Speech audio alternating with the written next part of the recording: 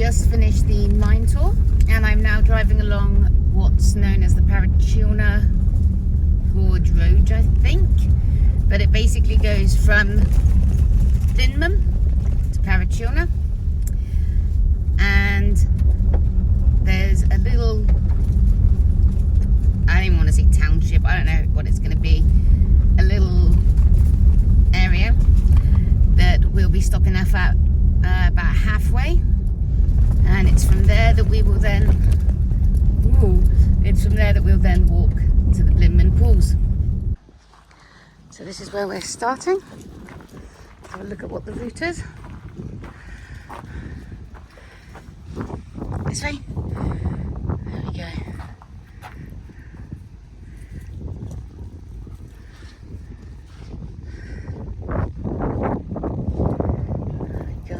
Okay, let's see how we go then. I'm literally about to start the hike and met this little guy. There he is. Look at him. He is so cool. Oh, no, Scout saw him. So I actually have no idea if I'm walking in the correct riverbed or not. Because as soon as I got to the bottom, there's a Scout.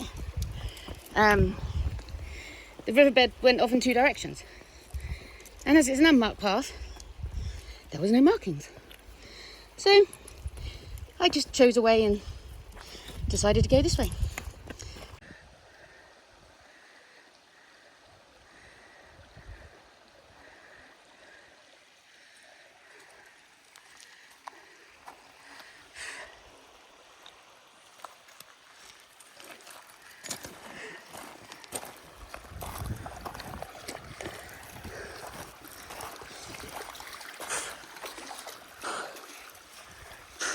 Flies are bad, man. So we're trying to get to the pools, and this is going to be 2 pools, right? But there are so many along here because we've had the heavy rain. I'm guessing, like, the river is definitely flowing, and there's some really big, decent-sized pools. And I don't know if you can see, not right this second, but there are so many flies. They're all hitching a ride on my backpack, that's for sure. Got one on my finger. Yeah, they don't even care. You blow them and they're just like, yeah, and. But yeah, so that's what we're doing. I have no idea how far we've been. I'm not sure if we're going to make it all the way there or not, because this is the sort of thing we're having to cross, like literally scrambling over rocks. But who cares? I'm absolutely loving it. So I'm going to keep going. So it's hard to tell what you're going to come up against. So we came over there onto this rock, but then there's a deep pool there, so we've had to walk up this rock to then scramble down here and over to there. But no doubt we shall have to cross again. This is so much fun.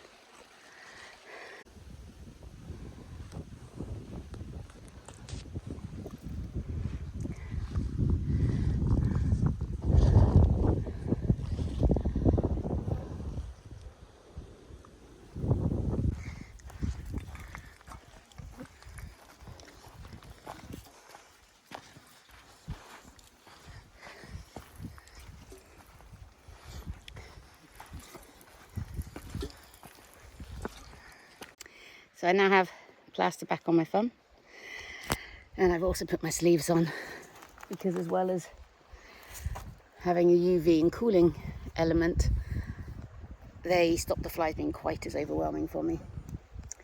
It's interesting. I always know that I kind of overpack. I'm carrying this humongous backpack, proper full-on hiking backpack, and I feel it just has essentials. But literally, I don't think I've seen anyone carrying a bag, let alone a backpack.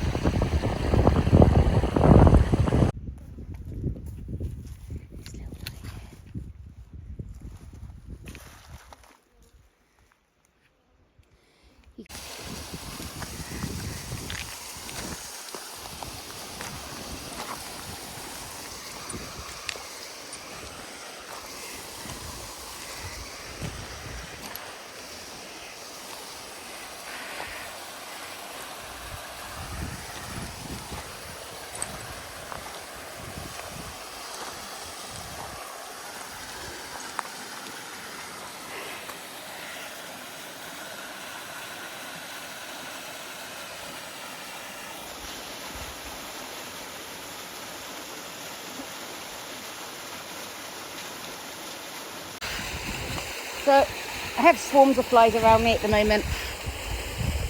I took my hat off. I try and see it all properly and enjoy it. I'll be honest though, I think this must be pool 2, because look, there's nowhere else to go. I'm fully enclosed, so I must have already gone further than I realised. And one of those lots of pools, maybe the one where I had to then climb up sheer slate like that. I was hoping to go for a bit of a dip. The bubbles might just be from this waterfall. I'm thinking about it still. The swarms of flies are what puts me off. Bastards. You see all of these tadpoles. They've actually, a lot of them, got legs. They just still have the tails. They're that in between size. It's really cool, and they're in loads of the pools.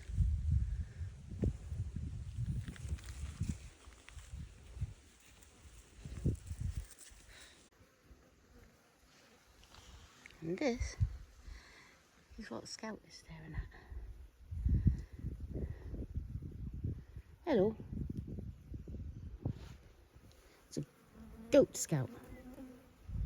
It's a bit like a sheep, but different. Dude, what are you doing? Look at you. You're filthy.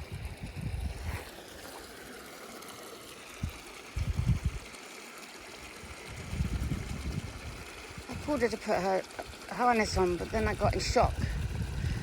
And then I got slightly amused by this. I don't know what she's doing.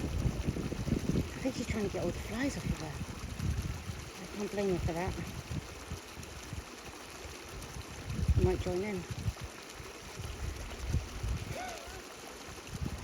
She's bringing me so much joy. And look at her.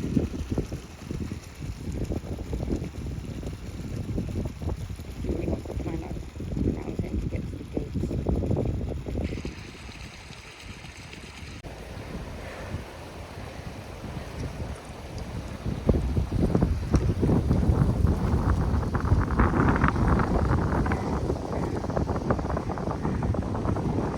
So in this area, where there's actually a cascade of pools going all the way up 2 or 3 levels, it's probably actually what they class as pool 1.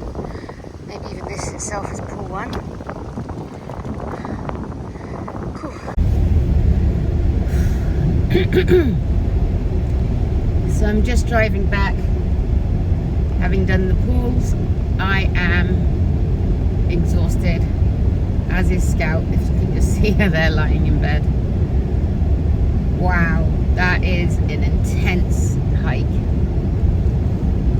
Yeah, definitely not one to do if you've got dodgy knees. My knee is hurting a fair bit, and so is the whole of my right arm and shoulder, because at one point on the way back I stepped on a twiggy branch, like that thick, but just a bit of a branch that I didn't see, and it was no bits coming off of it, and I stepped on it so it slid down, but I was walking down something that was like that steep, only a bit of a rock, but I slid, and then I had my walking stick in this hand, so that actually wedged into just a little tiny, I don't know, crop or whatever, outcrop, I don't know, just it stuck into the rock. And so I didn't fall as heavy because that stopped me. I did still fall fully, but not as heavy as I would have, and I didn't keep falling down into the pool, which is good. But my arm and shoulder, of course, holding on to the stick, took all of the impact. So yeah, I'm hurting a bit and feeling a bit sorry for myself. No, that's not true. I'm not feeling sorry for myself. I'm just exhausted. It was was a huge walk. It's meant to be 12, so I feel like it was closer to 11. Took about 4.5 hours. Definitely didn't feel like I was going fast, and obviously I stopped at the pool for a little bit as well, and kept stopping to take photos and videos and stuff. But it's pretty hard going because there's like definitely places where you're scrambling and climbing over rocks and boulders and stuff like that. And because we've had so much rain, it was stunning because there were like pools just everywhere. It wasn't like 2 pools like you're trying to aim to get to. There were just pools after pools after pools, and some of them were pretty deep and stuff, but it also meant it was harder to navigate.